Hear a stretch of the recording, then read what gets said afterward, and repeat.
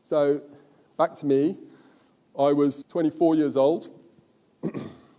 I'd been out of university for a couple of years, worked in London for a couple of years for a software firm, and I quit my job and went to San Francisco. So this is the Golden Gate Bridge in San Francisco, top of the Silicon Valley.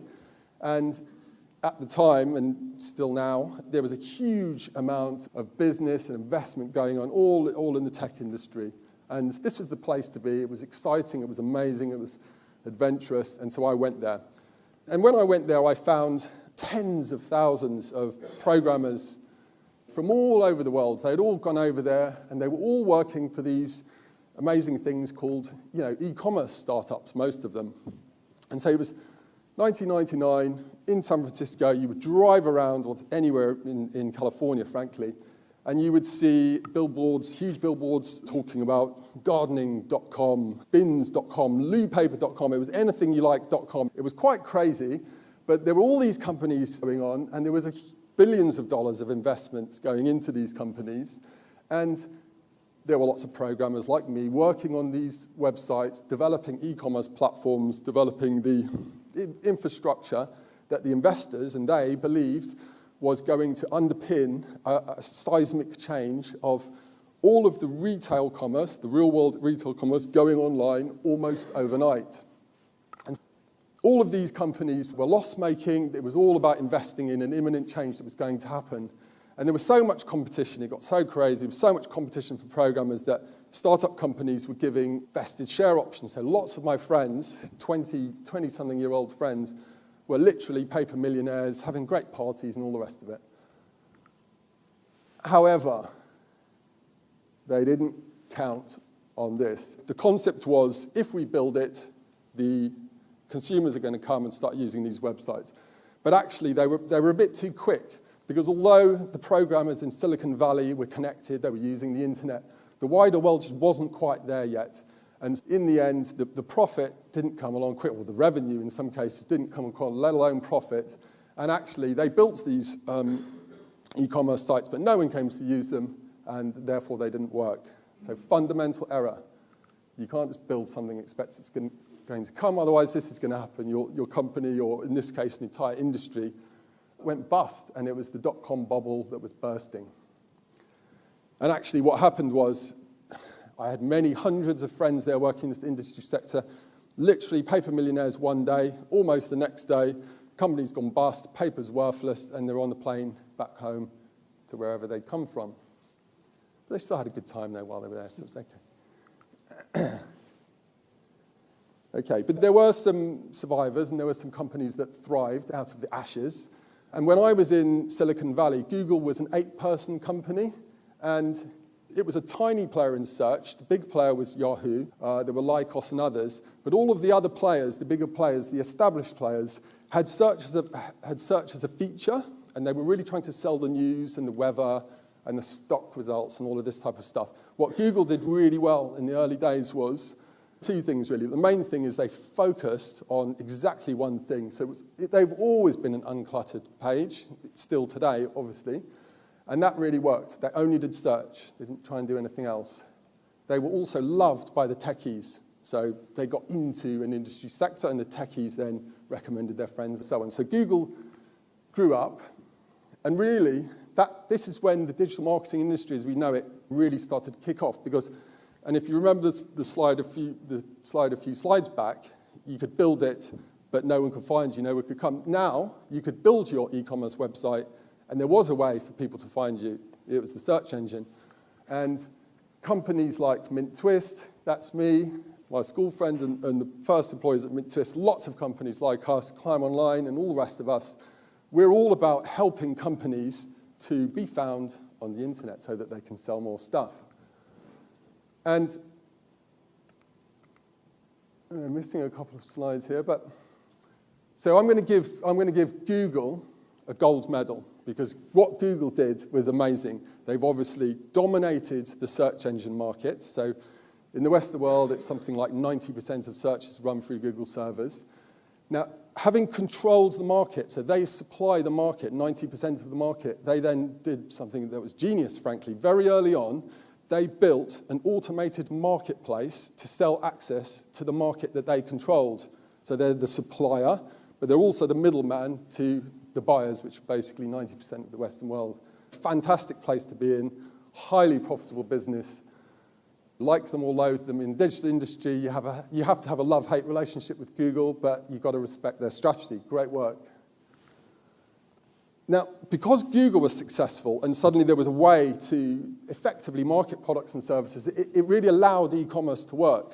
So Amazon had been around before the dot-com bubble burst, and during that time, Amazon had invested, their strategy really, Jeff Bezos' strategy was to let's dominate a single market sector for e-commerce and let's perfect our customer service and delivery. He was very clear about that in the early 90s when Amazon first started. And so although they were still loss-making, once digital marketing started to work, they became highly profitable because they already had invested so much in this single sector books. They knew exactly what they were doing. They could start to make money in that sector, and then they diversified into all sorts of other sectors. And as we see, Amazon is certainly one of the fastest growing e-commerce companies and one of the largest companies in the world. And I should think we're going to see a lot more from these guys going forward. So gold medal there. Gold medal for Google, as I said, this is the slide I was referring to. Gold medal for Google, gold medal for Amazon. And there's a whole bunch of social media sites that started to kick off in the last sort of decade or 15 years or so, and you could give a whole bunch of gold medals out to these guys. Facebook saw the requirement for generations to want to share portions of their lives online, and they positioned themselves accordingly. Now, here's where Apple make a comeback. So remember, they lost out quite badly in the 90s. Steve Jobs actually was fired from Apple in the late 90s, but they rehired him. And what Steve Jobs did, and Apple, in 2007 was release this thing called the iPhone 1.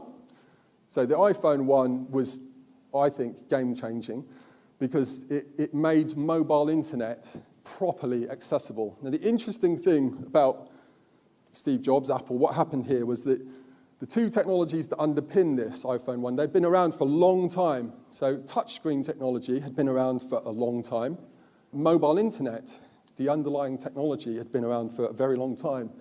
But what Steve Jobs had was the vision to conceive these two apparently different technologies, pull them together, and suddenly make the whole world of mobile internet highly accessible via apps and the interface that we know very well today. And so he won back his pride, if you like, and changed the world in some sense. And so gold medal for them too. Okay, sorry for the wordy slide, but let's just review, because I think here are the key or some of the key lessons we can learn from these guys. Amstrad, Lord Sugar, classic businessman, let's say. He saw a trend. Computers are going to be interesting to consumers. He moved very quickly and was very early to the market and was able to realize success off the back of doing that. Microsoft. What Bill Gates did was look at an existing trend and look at where that was going to lead, i.e., there's a trend for computers to be bought in larger and larger numbers. In the end, software is going to be the differentiator. His tactic for getting there was to give away the product to the company that had largest access to market. So Microsoft, a very small company, piggybacked on IBM to get his product out to market, which was an investment in his own vision. But once it did start to work and people did want to use more and more software platforms, Microsoft were able to profit and control the market. Google's main advantage for me was they just stayed focused, very focused early on.